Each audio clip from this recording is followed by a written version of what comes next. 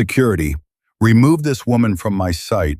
She's polluting the very air I breathe. Sloane Whitfield, the mistress of the billionaire, uttered the words without even gracing Briana with a glance. She simply flicked her fingers, a gesture one might use to summon a servant to dispose of garbage. Briana Underwood Montgomery was rooted to the spot. 7 months into her pregnancy, clad in a $15,000 gown at a charity event hosted under her own husband's name. Sloane, please. I am Richard's wife. This entire event was my creation. A cold laugh escaped the mistress. My dear, you're not a wife. You were a diversity initiative, and your contract has just expired. 200 guests bore witness to the humiliation. Not a single one came to her defense. None could have guessed this was just the opening salvo. Because before the Montgomerys had a chance to toast their little victory, a $50 million private aircraft would be descending onto their private runway in the Hamptons, and the billionaire's pregnant black wife, whose public shaming they had all just observed, would have her moment. Her 3 brothers would emerge from that jet, and they were not there to plead. But that moment of reckoning was still 6 hours away. In the hours leading up to the ballroom confrontation, Briana Underwood Montgomery was precisely where she was meant to be, not within a lavish gala surrounded by people who held her in contempt, but inside a delivery room at Lenox Hill Hospital, holding the hand of a terrified woman about to become a mother for the first time. "You're right there," Briana assured her, her voice a beacon of steady warmth. "One final push. Your daughter is eager to meet you." The baby made her entrance at 4:47 p.m., wailing, healthy, a miracle bundled into 7 pounds of fresh life. The new mother gripped Briana's hand, tears of exhaustion and joy tracing paths down her face. "Thank you. You're the only nurse who treated me like a person and not just another case file." Briana smiled, giving her hand a gentle squeeze. Everyone is entitled to feel that way, most of all on the most significant day of their existence. 862 babies. That was the count of lives Briana had assisted in welcoming into the world throughout her career. A graduate of Harvard, she was also the founder of a literacy program that had empowered over 10,000 children with the ability to read. She had built a legacy of meaning with her own 2 hands and a compassionate heart. But on this night, to the crowd gathered at the Montgomery Foundation gala, none of that would mean a thing. To them, she would forever be just one thing: the black woman who had somehow managed to ensnare a billionaire in marriage. Her husband, Richard Montgomery III, was the pinnacle of Manhattan royalty, listed on the Forbes 400 with a net worth of $3.2 billion. He was the CEO of Montgomery Development Group, his empire of gleaming properties stretching from Park Avenue to the Dubai Marina. He was the product of old money combined with a new, aggressive ambition. They first crossed paths at a charity auction 4 years earlier. He had pursued her with unwavering intensity for 6 months before she finally conceded to a coffee date. Just coffee, she had been clear. But coffee evolved into dinner. Dinner blossomed into weekends away in the Hamptons. 18 months later, they were wed in an $8 million spectacle in Tuscany. For 3 years, Briana allowed herself to believe she had discovered her fairy tale. It was a catastrophic miscalculation. Sloane Whitfield had entered their orbit 18 months ago, blonde, stunning, and 29 years old. Her official title was Richard's Senior Communications Advisor. Her unofficial role had her in his bed before their inaugural business trip had even concluded. Briana had seen the classic indicators: the hastily hidden late-night texts, the business trips with schedules that never quite made sense, the foreign perfume lingering on his collars. But she remained for the sake of the baby developing inside her, for the vision of the family she fought so hard to build.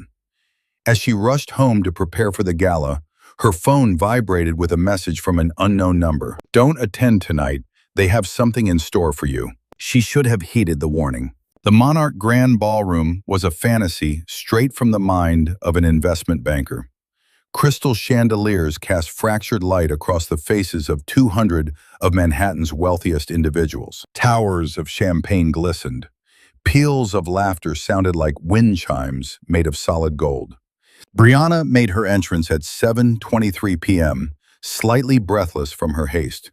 Her emerald gown, a color Richard once remarked made her glow, beautifully hugged the curve of her pregnant stomach. She had dedicated an hour to her makeup, aiming for perfection on behalf of the literacy program she had built from scratch. The very second she walked through the doors, she sensed it. A palpable shift in the room's energy, the way conversations would halt as she passed, the sidelong looks that lingered a fraction too long. And there, positioned in the exact center of the room, as if she were its rightful owner, was Sloane Whitfield, standing beside Richard, wearing a gown nearly identical to Briana's, except Sloane's was a pristine bridal white. Briana, she navigated toward the first recognizable face she spotted, Margaret Wells, a philanthropist who had contributed $200,000 specifically due to Briana's literacy initiative. Margaret, how wonderful it is to see you here. Thank you again for your incredible support of. Sloane materialized between them as if a ghost in a designer gown.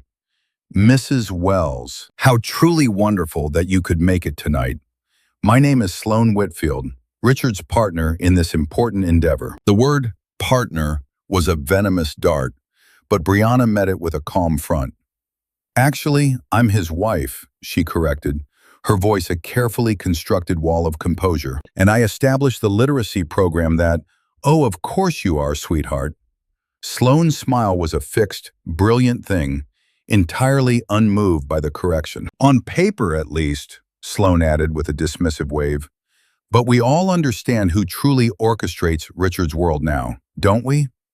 The woman she was speaking to, Margaret Wells, looked as if she'd rather be anywhere else. Margaret mumbled a flimsy excuse about needing to find her table and made a swift retreat, not daring to look back. It was a pattern that replayed itself another 4 times. Each time Briana approached a donor to offer her gratitude, Sloane would materialize to cut her off. Every attempt Briana made to connect was expertly sunk by Sloane, armed with a saccharine smile and a well-aimed barb. The performance was flawless, a perfectly timed ballet of social assassination veiled in exquisite manners. In the middle of yet another interception, Sloane's eyes fixed on Briana's wrist, and she let out a gasp so theatrical it could have filled an auditorium. "Oh my word, what a precious little thing," she cooed, her voice dripping with false admiration. "Did you find it on sale at Target?" Nearby, a woman murmured to her husband, just loud enough to be heard, "That's a limited edition Cartier love bracelet, you know. It goes for about $80,000. The words reached Briana clearly, but she didn't rise to the bait. Correcting Sloane would be pointless. For women like Sloane, the truth was irrelevant. Victory was the only currency that mattered, and tonight, Sloane was a tycoon. The true, calculated nature of the cruelty became undeniable at the head table. Briana approached the very spot she had meticulously arranged just 3 weeks prior, recalling the care she'd taken with each name card. But her own place card had vanished. A complete stranger occupied her chair, laughing brightly at a joke from Richard's business partner. "Excuse me," Briana began, keeping her tone even. "I think there's been some confusion. This was supposed to be my seat." As if summoned by the conflict, Sloane appeared at her elbow, her timing impeccable. "Actually," Sloane announced, her voice resonating with authority, "this table is for our most significant contributors." She spoke just loudly enough for the surrounding tables to hear, ensuring a captive audience for the humiliation. "Perhaps you'd feel more at ease over by the kitchen. I imagine you'd find the atmosphere back there far more familiar." The insult landed, sharp and clear. Guests fidgeted, and nervous eyes darted between them, a silent consensus of discomfort. But not a single person said a word. Then, 2 security guards moved in, their expressions a mask of practiced concern. "Ma'am, if you'll please step aside, we need to confirm you have an invitation." "Confirm my—" The words caught in Briana's throat, strangled by disbelief. "I'm Briana Montgomery. I'm Richard's wife. This entire gala, I organized it, My name is on the invitation itself." The guard's face was an impenetrable wall of professional detachment. "Ma'am, you need to step aside. It's just protocol." Brianna's gaze swept across the glittering ballroom, searching, and found Richard. He was watching her. He had witnessed the entire spectacle. For a heartbeat, their eyes locked over the sea of oblivious guests. "Richard," she breathed, her voice fracturing despite her will to hold it together.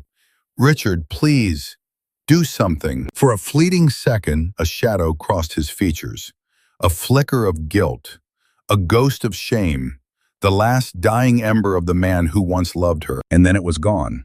"Sloan is in charge of the event tonight," he stated, his voice devoid of all emotion. "Briana, don't make a scene. We'll talk about this at home." At home.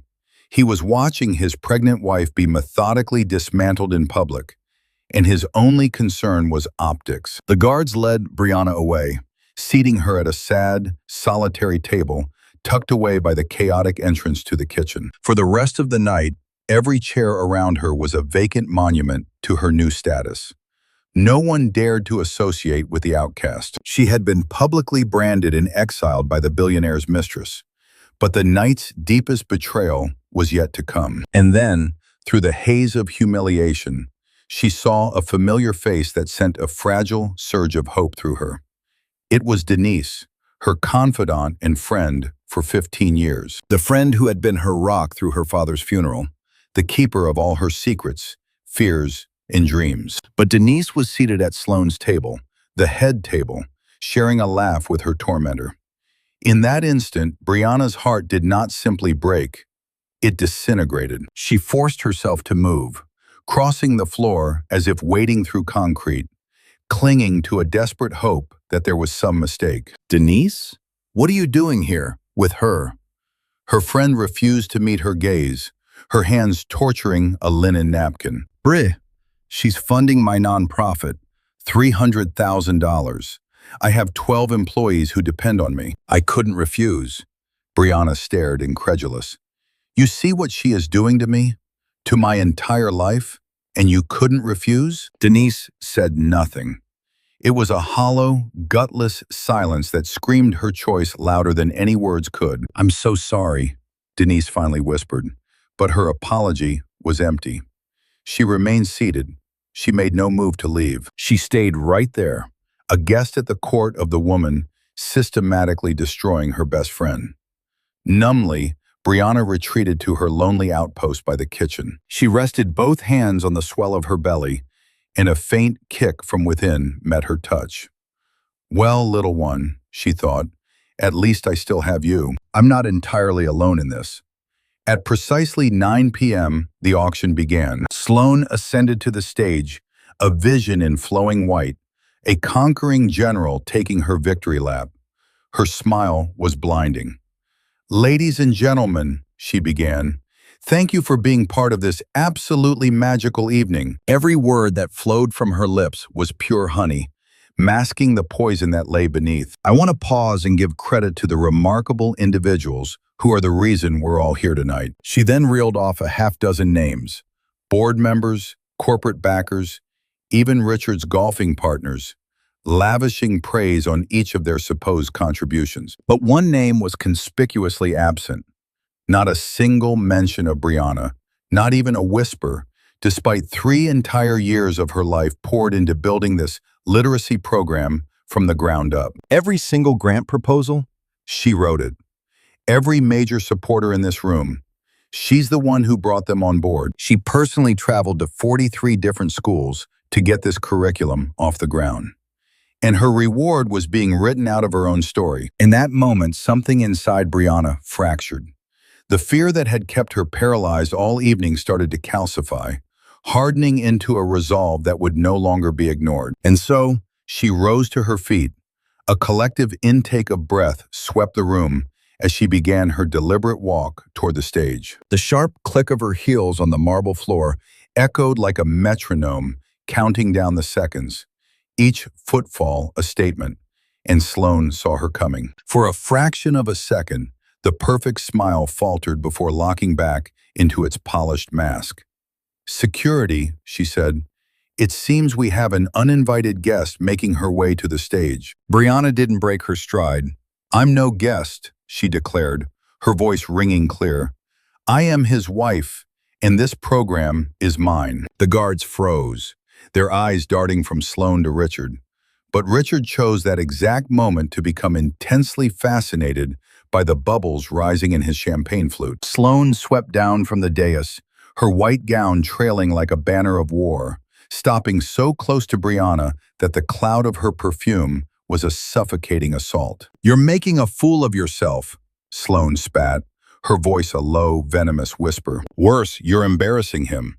Did you really think marrying into wealth meant you could ever truly belong in a place like this? Her hand waved dismissively at the crystal chandeliers, the champagne fountains, and the sea of designer dresses. You don't. You never have. You're nothing more than a little black girl from Newark who hit the jackpot for a minute, and everybody knows luck runs out. Briana's response was like velvet over a blade. I won't be leaving. Oh yes, you will. The scene that unfolded in the next few seconds would soon be looping on every major news channel for the next 24 hours. Then Sloane brought a hand to rest on her own belly, a deliberate, mocking echo of the same protective motion Briana herself made 100 times a day. You need to go, Sloane's voice cut through the air, pitched just loud enough for the closest tables to catch every single syllable. Because I am carrying the one thing you never could, a true heir, a child with pure Montgomery blood, not some. She let her words trail off. The unspoken slur landed with the force of a punch. Briana felt the words as physical blows, the room swimming before her eyes. Instinct took over, her hands flying to shield her stomach. She turned to the man she had married, her voice a fragile whisper, a final, desperate appeal. Richard Montgomery, billionaire, Forbes 400, a master of his own universe, looked back at his pregnant wife, the woman he'd pursued relentlessly, the one he'd wed in Tuscany, the one carrying his child. His gaze met hers, clear and direct, and he offered her nothing. Not a word, not a gesture, just absolute damning silence. His silence was the only permission Sloane needed. She lunged forward, shoving Briana hard with both hands. Briana staggered backward, her heel snagging the hem of her gown, and in that instant of imbalance, Sloane's designer stiletto lashed out, connecting with her pregnant belly. The kick was no accident, no stumble. It was intentional, targeted, and vicious, sending Briana collapsing to the floor with the sound of ripping fabric. She hit the cold marble with a sickening thud, her arms wrapping around her midsection, as 200 pairs of eyes witnessed every second. 200 phones were raised, capturing every brutal frame, yet not one of those 200 voices cried out. No one intervened. No one did a single thing. The silence that followed was a crushing weight, broken only when a nearby waiter lost his grip and his tray crashed to the ground. For a moment, the sound of shattering glass was the only thing that existed in the vast ballroom, as Briana lay curled on the floor, shielding her unborn child. She felt a faint flutter from within, a tiny kick that seemed to say, I'm still here, Mama. And that's when Richard finally moved, starting toward his fallen wife. A wild, desperate hope surged through Briana that he might help her up, that he would finally choose her, finally become the man she had always believed him to be. Briana, he said, his voice as flat and cold as a frozen lake, just go home. We'll talk about this later. Later. The word echoed in her mind. His pregnant wife had just been assaulted, and he wanted to discuss it later. Help came not from her husband, but from the staff. 2 waiters rushed to help Briana to her feet, while a busboy retrieved her purse. In that single moment, these minimum wage workers displayed more fundamental decency than all the millionaires in that room combined. As Briana made her way to the exit, she overheard a young black woman on the staff whisper to a coworker, "Oh my God, does she have any idea who she's really dealing with?" "Who?" The young woman's eyes went wide as she shook her head quickly. "Never mind. Forget I said anything." But Briana heard, and she filed the cryptic warning away. Outside, the night air hit her system like a shock of cold water as she sagged against a marble column. Her breath came in ragged gasps, her hands trembling where they rested on her belly. Then she heard footsteps approaching. Briana's body went rigid, bracing for another attack. But the figure that emerged from the shadows was not Sloane. This woman was tall, black, with a crown of natural hair, and the kind of weary eyes that had seen too much injustice to be shocked by anything. Her badge read, Detective Iris Coleman, NYPD. "Ma'am, are you okay?" the detective asked, her voice steady. "I saw what happened in there." Briana slowly lifted her head to meet the woman's gaze. "You saw that happen, and you didn't do anything?" A flush of shame crept up Iris's neck. "I'm a guest. I didn't want to make a spectacle of myself." "That's no justification. I'm sorry, no." Briana's agreement was a faint whisper. "It isn't. Let me get you to a hospital, please. We need to check on your baby, make sure everything is all right." Briana nodded, a slow, deliberate motion.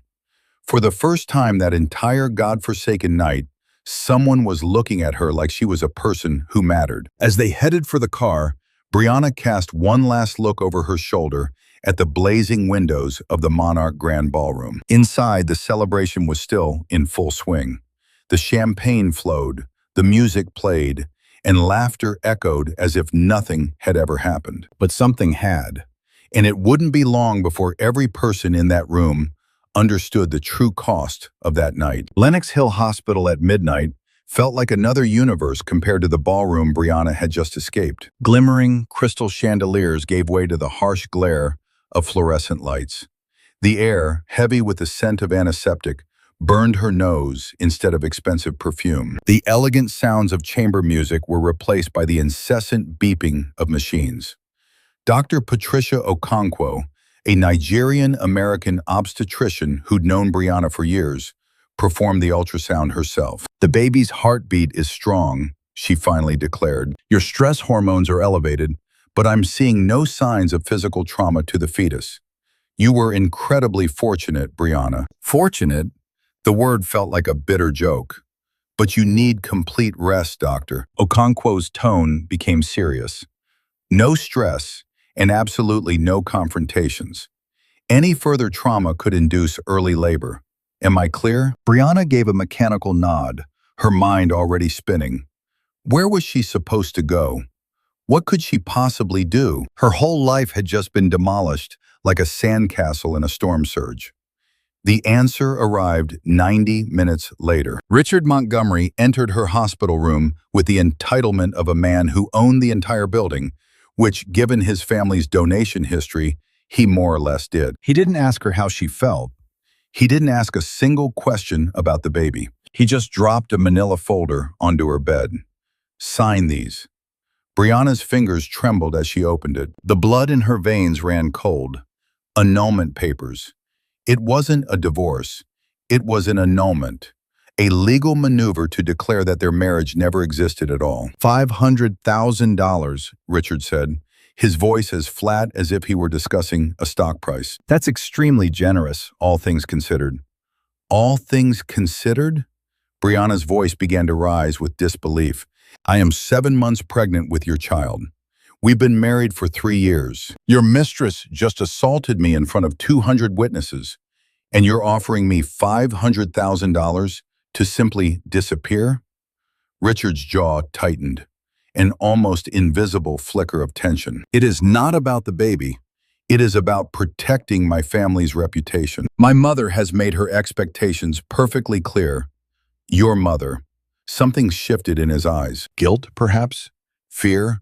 Maybe both, before his mask of indifference snapped back into place. "Just sign the papers, Briana. It is better for everyone this way." Better for everyone, or just better for you? He didn't bother to answer. He turned and walked out, leaving her without another word. Briana stared at the annulment papers until the legal jargon dissolved into meaningless symbols on the page. She refused to let herself cry. She would not give them that satisfaction.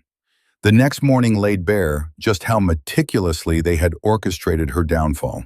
Her credit cards were declined at the hospital gift shop. When she got a hold of the bank, a pitiful-sounding representative gave her the news. "I do apologize, Mrs. Montgomery. Your name was removed from all joint accounts as of 6 a.m. this morning." "Removed by who?"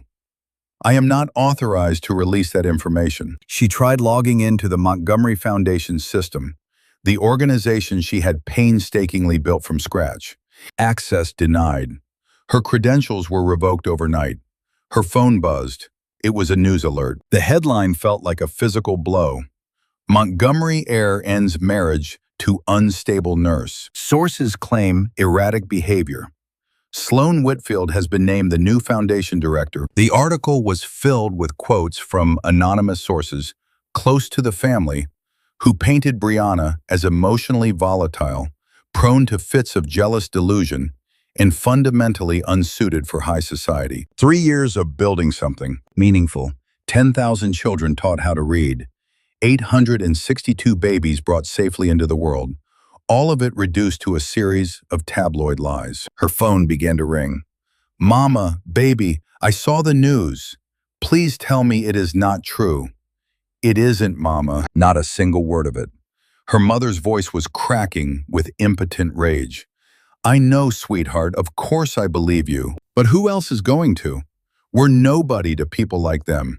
We're nothing." That word, nothing, sliced deeper than any of Sloan's insults. Briana sat all alone in her hospital room, watching the rain slide down the window pane like tears she refused to shed. $84 in her personal checking account. 7 months pregnant. She had no home to go back to. She had no friends she could trust. Her family was in no position to help. She picked up her phone and scrolled to a contact she hadn't dialed in 4 years. She thought of Malcolm, Desmond, and Isaac, her brothers. The very men who had sacrificed so much to get her through Harvard, only for her to push them away after marrying Richard, determined to forge her own path. She'd been so desperate to prove she could stand on her own 2 feet. It was nothing but pride, a foolish, stubborn pride that had cost her everything. With a trembling hand, she called Malcolm. The phone rang 4 times before a voice answered. "Underwood Global Logistics. You've reached Mr. Underwood's office. How may I assist you?" "This is Briana Underwood. I have to talk to my brother. Now." A beat of silence. "My apologies, Miss Underwood. Mr. Underwood is in a series of emergency meetings and cannot be reached. It's a life-or-death situation. Please. I do understand the urgency, but it's just not possible.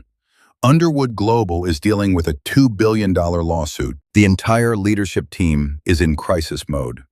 The words made Briana's stomach plummet. Next, she tried Desmond. The call went to voicemail. She dialed Isaac's number, only to hear a disconnected tone. The universe was screaming a message at her, and it was a vicious one. "You wanted to be independent. Well, now you are." She fumbled for the remote and switched on the television, needing any kind of distraction. But the news only amplified her despair. Underwood Global Logistics is facing a lawsuit of catastrophic proportions, a reporter said gravely. Industry experts are forecasting the potential collapse of the entire shipping empire. Her own family's world was collapsing. The very people who were supposed to be her ultimate safety net were caught in their own tidal wave of disaster. Briana's hands moved to rest protectively on her stomach. "It's just the 2 of us now, little one," she whispered. "Just the 2 of us." A knock echoed through the room at precisely 3:17 p.m. Gloria Montgomery, Richard's mother, the reigning matriarch of the Montgomery dynasty and the absolute queen of Manhattan's social scene, glided into the room as if she were royalty inspecting the servants' quarters. She was draped in Chanel, holding a bouquet of roses, and wearing the smug smile of a predator that had just finished a satisfying meal. "Briana, my dear," she cooed, "I am just so terribly sorry you've been put through this awful little mix-up." Briana slowly propped herself up in the bed. "Mrs. Montgomery, I wasn't expecting you." "Oh, please, call me Gloria. We're family now, aren't we?" The word family sounded like a profanity on her tongue. After everything that has transpired, such formalities seem utterly pointless. She perched on the bed's edge and enveloped Brianna's hand with her own. Her touch was chillingly cold. I am here to help you, dear. I truly am. But first there is something you must comprehend about the way our family operates. Comprehend what? Gloria's smile stayed perfectly in place, but her eyes hardened into something ancient and cruel. I was the one who hired Sloane Whitfield 3 years ago. I did it the very day I realized Richard was serious about marrying you. The admission struck Brianna with the force of a physical blow. You did what? You were never meant to be a permanent part of this family. I had assumed Richard would eventually come to his senses, but the sentimental fool actually managed to fall in love with you. That, I'll admit, was a development I hadn't planned for. Your plan? Sloane was meant to be a simple distraction, a harmless affair to quietly dissolve the marriage. But the girl developed her own ambitions. The baby was entirely her scheme, I assure you, not mine. Brianna yanked her hand back as if she'd been touched by something vile. You set this all up. The affair, the public humiliation, all of it was you. I was protecting my family, my heritage, my legacy, because I'm black. Gloria didn't even blink. She met Brianna's gaze without a shred of denial. Because you do not belong here. Because your children would dilute a bloodline that has remained untainted for 7 generations. Because every time I saw you at one of our events, I felt our entire history being tarnished by your very presence. The mask of the gracious socialite was gone, revealing the monster that had been lurking beneath. So, Gloria said, her tone suddenly brisk, this is what will happen now. You will sign the annulment papers. You will take the offered sum, and you will vanish from our lives forever. Do that, and I will refrain from annihilating what little is left of your sad existence. And if I refuse? Gloria rose, elegantly smoothing her Chanel suit. Then I will personally guarantee that your child never knows a single day of peace. Not in any school, not in any city, and not in any profession. The Montgomery name has a reach you cannot possibly fathom. She strode to the door, pausing with her hand on the frame. You have 24 hours, my dear. I strongly advise you to use them to make the wise decision. The door clicked shut, sealing the silence. Brianna was trembling from head to toe in the suffocating quiet when her phone began to ring. An unknown number. With unsteady hands, she answered, Bri, it's me, Malcolm. Don't say a word. Just listen. It was her brother's voice, as calm and controlled as she'd always known it. The lawsuit you heard about is a ghost. We invented it. We needed the Montgomerys to think we were wounded and not paying attention. Malcolm, what are you talking about? We've known what Gloria has been plotting against you for 6 months. We've known about Sloane for 2 years. We've just been patiently waiting for them to show their cards. The air stalled in Brianna's lungs. So you've known all along. Tomorrow, Richard is throwing what he's calling a victory brunch at his estate in the Hamptons. Your attendance is required. Let them savor what they believe is a total win. And after that, then you get to witness us systematically dismantle everything they have. Through the window, she saw a black SUV glide into the hospital's parking area.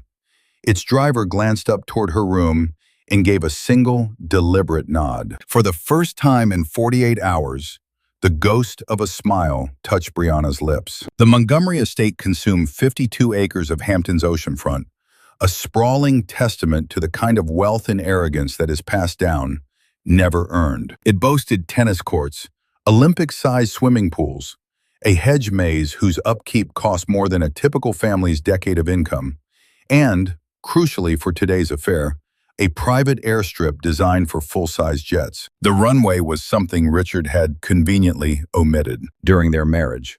Just one more secret in a union constructed entirely from them.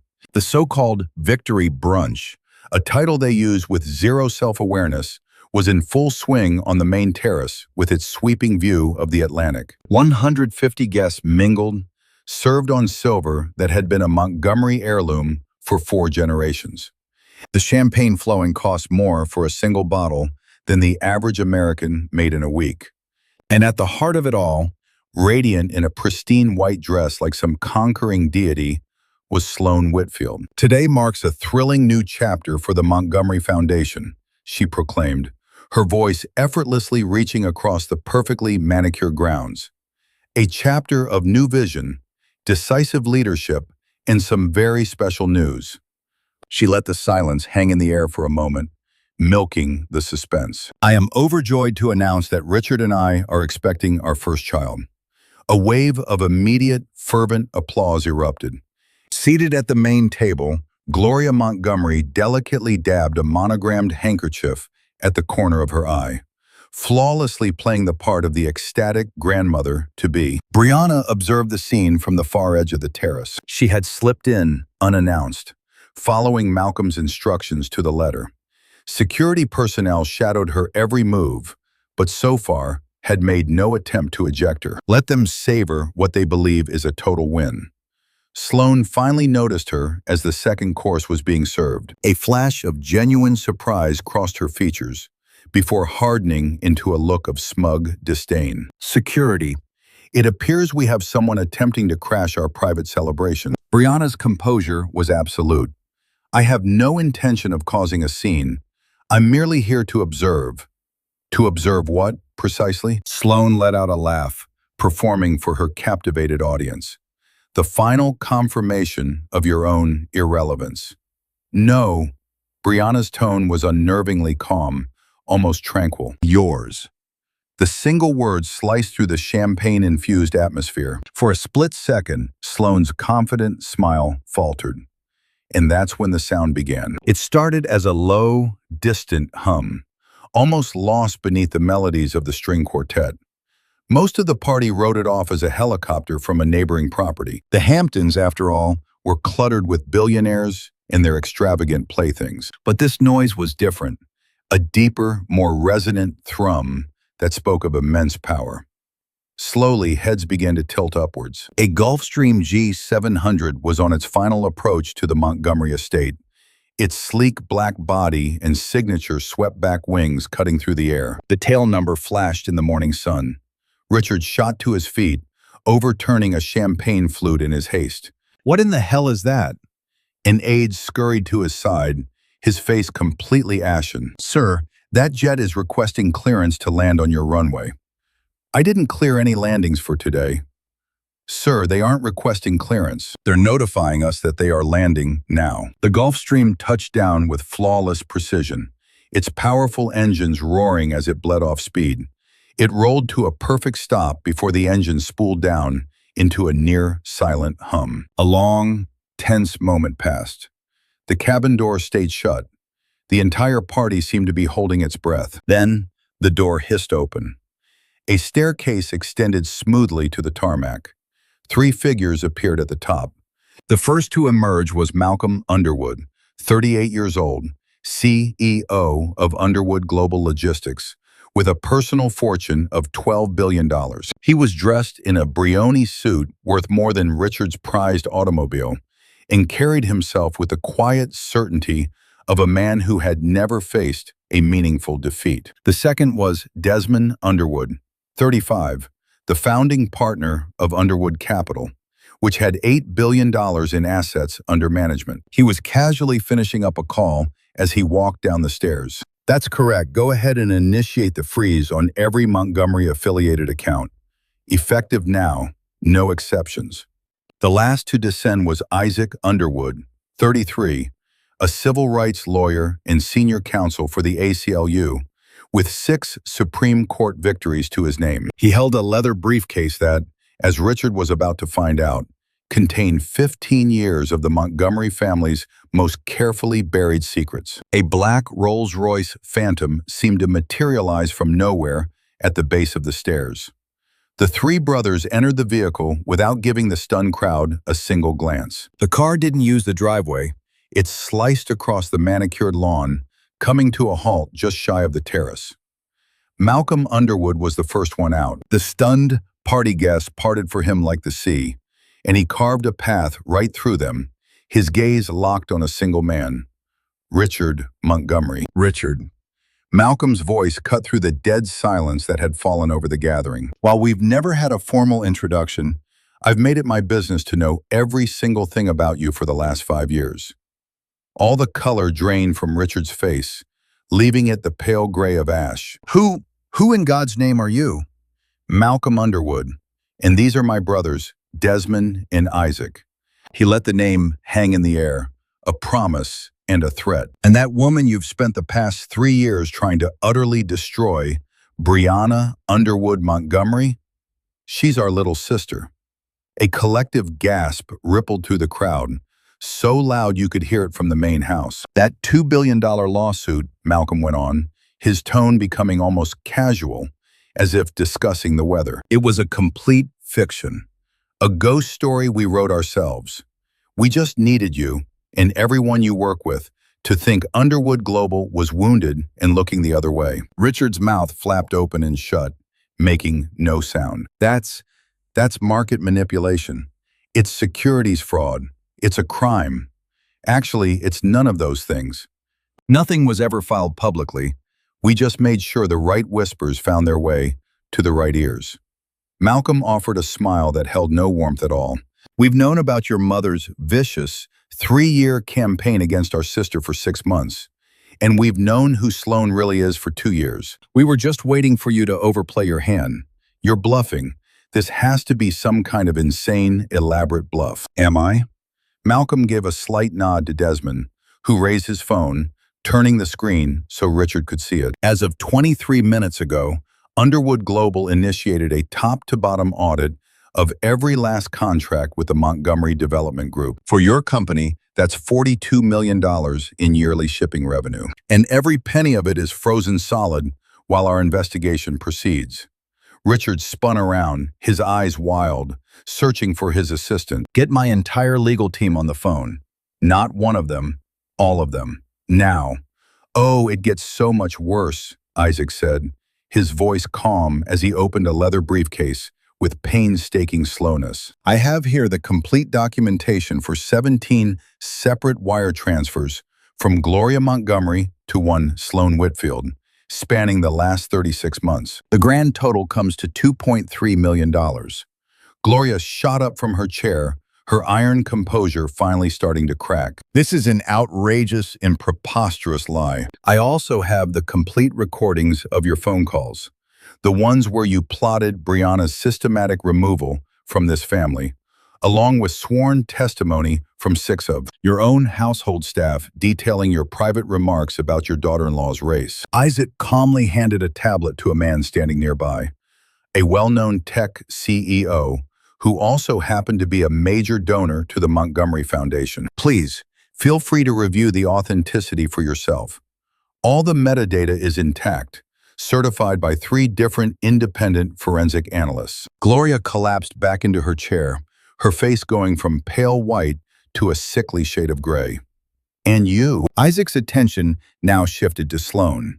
Sloan Whitfield, or should I say, Sloan Barrett, daughter of the late Victor Barrett, former CEO of Barrett Logistics. The carefully constructed mask of civility Sloan wore finally shattered into a million pieces. How could you possibly know that name?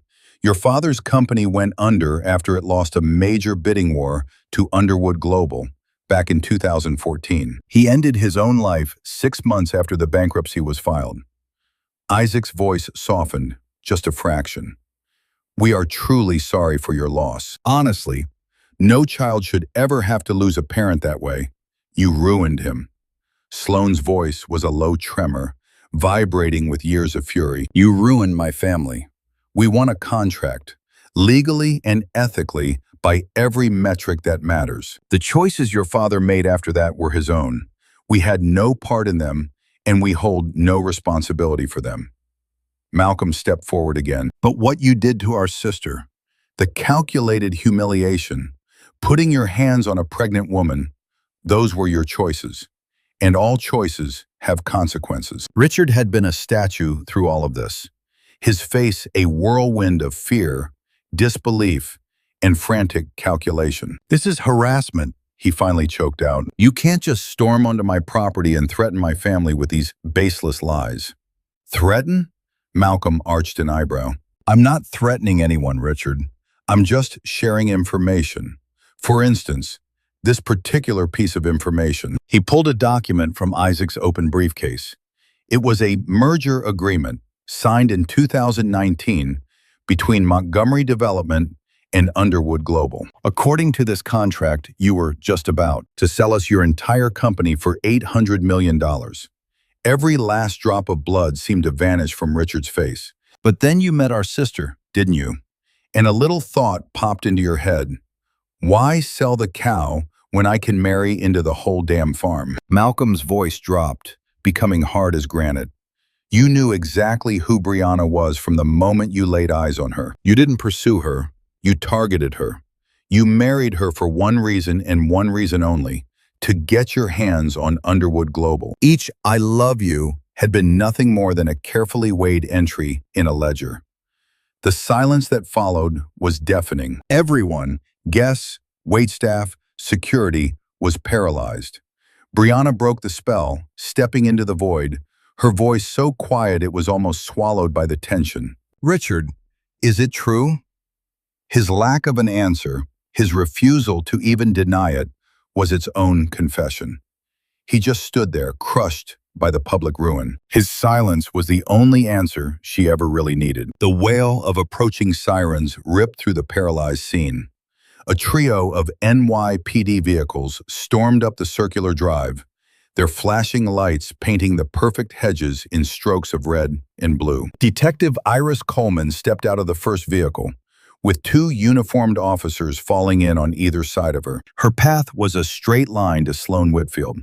Miss Whitfield, you are under arrest for assault in the second degree. You have the right to remain silent. Anything you say can and will be used against you in a court of law. Whatever composure Sloan had clung to simply shattered. This is crazy. Richard, say something. Tell them it's all a mistake. But Richard was a statue. His gaze welded to the papers still in Malcolm's hand. There it was in black and white, the proof of his betrayal, his fraud, the whole sham of his marriage. The metallic click of handcuffs on Sloan's wrists sounded like a final, definitive stop. A sea of smartphones rose up, capturing the humiliation from a dozen different angles. Before the night was over, that footage would rack up over 50 million views globally. Gloria Montgomery. Isaac's voice sliced through the mayhem with surgical precision. You are about to be named as a co-defendant in a civil suit. The charges will range from conspiracy and financial fraud to intentional infliction of emotional distress and violating her civil rights. Gloria's knuckles turned ghost white as she gripped the table. You wouldn't dare do this to me. Do you even comprehend who you're talking to? The legacy my family has built? Oh, I know exactly who you are. Isaac's tone was as frigid as the winter ocean. You're the woman who poured 3 years and $2.3 million into a systematic campaign to annihilate your son's marriage. All because you couldn't stand the thought of a black woman joining your precious family. He then turned his attention to the stunned crowd. The Wall Street Journal, the New York Times, and CNN, they're all going live with this story in T-4 minutes. My advice to anyone who wants to avoid being associated with the Montgomerys is to start making your exit right now. A flurry of movement swept the terrace as guests scrambled for their phones to call their drivers or their lawyers. Malcolm moved in close to Richard, lowering his voice so only a select few could hear. You get one chance, just one. Richard's gaze lifted, his face a hollow mask of utter defeat. Testify against your mother. Hand over every piece of documentation on this conspiracy. Give our legal team and the police your full cooperation. And if you do, we'll advocate for leniency with the DA. Your company stays afloat, though it'll be under a microscope. Your name might survive, but it will be forever tarnished. And if you refuse, Underwood Global pulls every single contract with Montgomery Development. Your own board will vote you out as CEO before the markets close today. Your mother's assets will be frozen indefinitely, and a copy of those 2019 merger docs, the ones proving you married our sister on a lie, goes to every financial reporter in the country. Richard's head slowly turned toward his mother. Gloria's face was pure granite and command. "Don't you dare," she hissed. "Don't you even think about it. Not after all my sacrifices for you. Not after everything you've given up for me." Something in Richard's voice broke. "You've dictated every move I've made since I could barely walk. You picked my schools. You picked my career. You even picked my first wife. And the one time I chose someone for myself, someone I genuinely loved, you dedicated 3 years to tearing her apart. I was protecting our legacy. You were protecting your prejudice, your hate, your refusal to see anyone who isn't like you as a complete human being." He turned back to face Malcolm. "I'll testify. Against my mother, against Sloan. I'll give you everything." A sound tore from Gloria Montgomery's throat. Not quite a scream, not quite a sob. It was the sound of an empire turning to ash. The entire terrace had erupted into total chaos. Guests scrambled for their cars. Reporters seemed to appear out of thin air, and the security detail looked utterly lost, unsure of who they were even supposed to be protecting. But right in the heart of that storm, Briana found a microphone. She walked onto the very stage where Sloan had declared her victory less than 90 minutes ago. What was left of the crowd quieted, their attention shifting in a wave of uncertainty. 6 months ago, she began, her voice unwavering and powerful, the voice of a woman who had been through hell and refused to burn. "I married a man who I thought loved me. Just yesterday, in front of 200 people, he kicked me in the stomach while I was pregnant with his child and begging for someone to help. Not a single person said a word. Nobody stepped in. No one there saw me as a person who deserved to be protected." She scanned the faces staring back at her. Some were filled with shame, others with defiance, but the majority were simply paralyzed by shock. "I am not standing on this stage today because my brothers rescued me. They did not rescue me. They provided something far more essential than a rescue.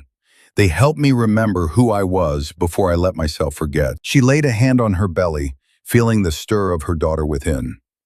"My name is Briana Underwood. I founded a literacy organization that helped 10,000 children learn how to read. I have brought 862 babies safely into this world. I am a graduate of Harvard. I've worked 18-hour shifts to care for total strangers. I am not a casualty. I am not a pity project. I am not a diversity initiative or an experiment in anybody's life." Her gaze found Richard in the middle of the crowd. He was unable to meet her eyes. "And for every last person who stood by and watched what happened to me and decided to do nothing, I have no need for your apologies. Words are cheap. What I require from you is that you look inward and ask one thing. Why did I choose silence? And after that, I need you to promise yourself you will never be silent again." She paused, allowing her words to sink in. Because staying quiet when you witness injustice isn't staying neutral. It is not keeping out of trouble. It is not minding your own business. It is participation. And participation always has a price. Briana came down from the stage. The crowd created a path for her as she moved toward the exit. She drew even with Richard. She stopped. "My love for you was real," she said, her voice low enough for only him to hear. "That was genuine. And that is the most heartbreaking part of this whole mess." She started walking again. She never looked back. Outside, the storm of events continued to rage. Police cruisers, news vans, the whole grinding machine of accountability was finally closing in on the Montgomery dynasty. At the edge of the property, Detective Iris Coleman approached her. "Briana, are you okay?" Briana gave the question genuine thought. Her marriage was a pile of ash. The man she married had never genuinely loved her. For 3 years, her mother-in-law had been engineering her ruin. She had been shamed before the world, physically attacked, and methodically erased. And yet her baby was healthy. Her baby was kicking. Her brothers stood right behind her.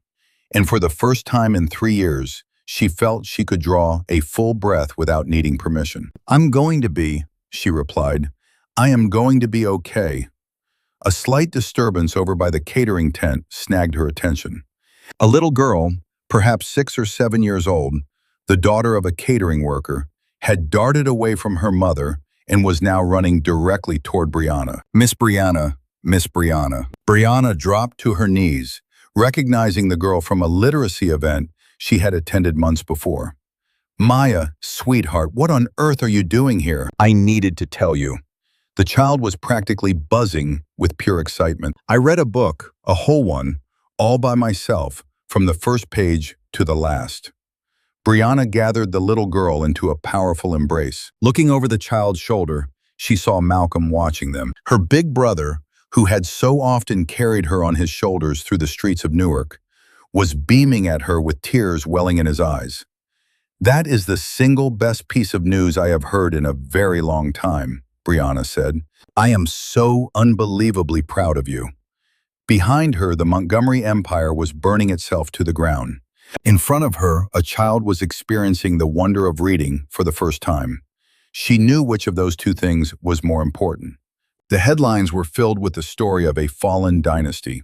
Sloane Whitfield entered a guilty plea for assault in the second degree. Her punishment was 18 months of probation, 500 hours of community service at a shelter for domestic violence, and restitution of $500,000 to Briana. Her career in public relations was over for good. Her name was now blacklisted at every single firm in the business. But from that wreckage, something unforeseen began to grow. During her mandated service, Sloane started to actually hear the stories from the women in the shelter. These were women who had been brutalized, dominated, manipulated, and gaslit by partners who claimed to adore them. She started to notice the patterns, the same patterns she herself had taken part in, the same patterns she had turned into a weapon to use against another woman. For the platform Medium, she wrote an article she titled, "The Monster I Chose to Become." It went viral, not because the world was ready to forgive her, but because that level of brutal self-reflection was so uncommon in a culture of carefully crafted non-apologies. I told myself I was avenging my father, she wrote, but all I was doing was becoming a new kind of abuser. Briana Underwood never caused my family any harm. I am the one who harmed hers. That is a truth I will have to live with forever. Gloria Montgomery's collapse was even more dramatic and far more solitary. The high society that had revered her for decades began to treat her like she was a plague. Every single charity board scrubbed her name from its membership list. Her entry was deleted from every social directory. Old acquaintances would physically cross to the other side of the street just to avoid her. She was ultimately forced to sell the estate in the Hamptons simply to pay her spiraling legal bills. First went the Manhattan townhouse, then the entire art collection, until she was left with nothing but a one-bedroom flat in Jersey City. After 68 years of privilege, Gloria Montgomery was forced to prepare her own food, scrub her own bathroom, and live without the assistance of a single hired hand. The very woman who once scorned Briana's upbringing in Newark now found herself in a home smaller than the one where Briana had been raised, surrounded by love. In a grueling deposition that stretched for 11 hours, Richard Montgomery turned on his mother, providing every piece of evidence against her, every document, every email, every recorded conversation. While his testimony secured him a more lenient outcome in the civil case, it completely destroyed his reputation and what little self-worth he had left. The board of the Montgomery Development Group reached a unanimous decision to oust him from his position as CEO. He was left with a 15% ownership stake, which was enough for a comfortable life, but not enough to wield any real power. He began attending therapy twice each week, every single week, trying to piece together how he had become the kind of man who could watch his pregnant wife be assaulted and do absolutely nothing. The child support payments were made promptly each month, never late, and without any attempt to argue or renegotiate. Yet he never once requested custody or even visitation rights. Detective Iris Coleman earned a hard-won and richly deserved promotion to the rank of lieutenant. She immediately leveraged her newfound influence to create a specialized task force focused on investigating domestic violence within the city's wealthiest enclaves. These were the crimes that so frequently escape justice, buried under the silence that money could so easily buy. She was later honored as the NYPD's Officer of the Year. Her acceptance speech contained a line that caught the nation's attention. "I nearly chose silence myself once. I saw a pregnant woman being attacked, and for a moment, I did nothing. That is a mistake I will carry forever, but will never repeat. And I will dedicate my career to making sure no one else makes it either." Hope Amara Underwood was born on a dreary, rain-soaked Tuesday morning in March. 7 pounds, 2 ounces. Her healthy set of lungs bellowed, letting the entire maternity ward know she had arrived. She was utterly perfect.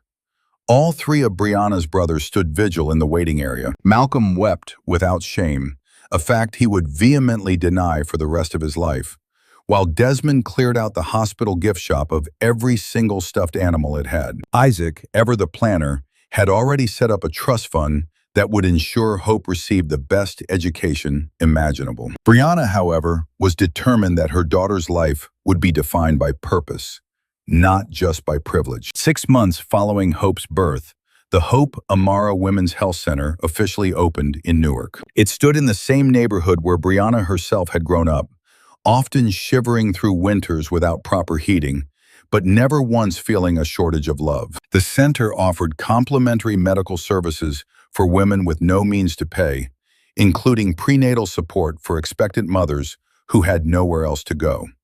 It provided counseling for those who had survived abuse, and offered job training to help women put their lives back together. While Underwood Global financed the building's construction, Briana was the heart of the operation, managing everything herself. She was there day in and day out, comforting frightened mothers, holding newborns, and creating something enduring that would long outlive any fleeting scandal. She received an invitation to speak before the United Nations about the issue of domestic violence among the affluent. 23 million viewers tuned in to watch her address. "Wealth does not shield you from violence," she declared to the World Assembly. "It only cloaks the violence in more expensive packaging. It offers no defense against racism. It merely makes the bigotry more subtle. And it absolutely does not shield you from those who consider you to be less than human. The only real protection we have is each other. The people who refuse to be quiet and who choose to speak out when they see something wrong." A full year after the celebratory brunch that tore his family apart, Richard Montgomery sent Briana a letter, though it was far from an apology. He understood that mere words were laughably inadequate to mend the world he had so thoroughly broken. It was a humble request, penned on simple stationery in a hand that shook. All he asked was to meet his daughter, to see her face just one time. Briana went over the letter 3 times before setting it aside, offering no reply.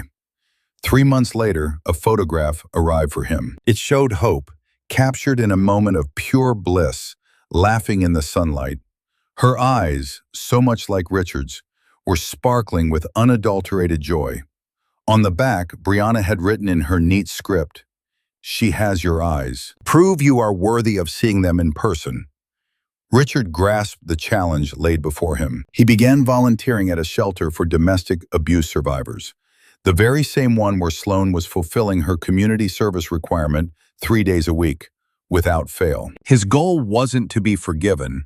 He was simply trying to become a man who no longer had to beg for it.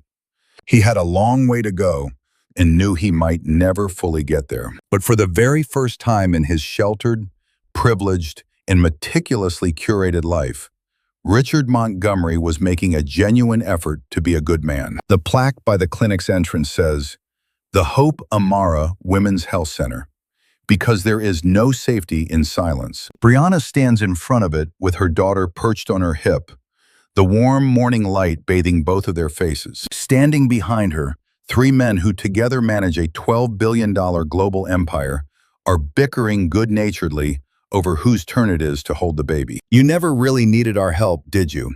Malcolm remarks softly.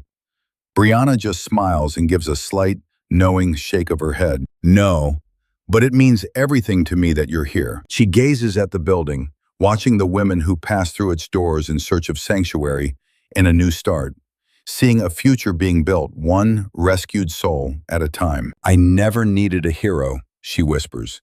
I just needed to be acknowledged. My brothers didn't rescue me. They forced everyone else to see that I was there all along. For anyone who's ever had their voice stolen, this is for you. For anyone who's had to watch that happen to somebody else, this is for you. Pass this along, then subscribe and speak your truth.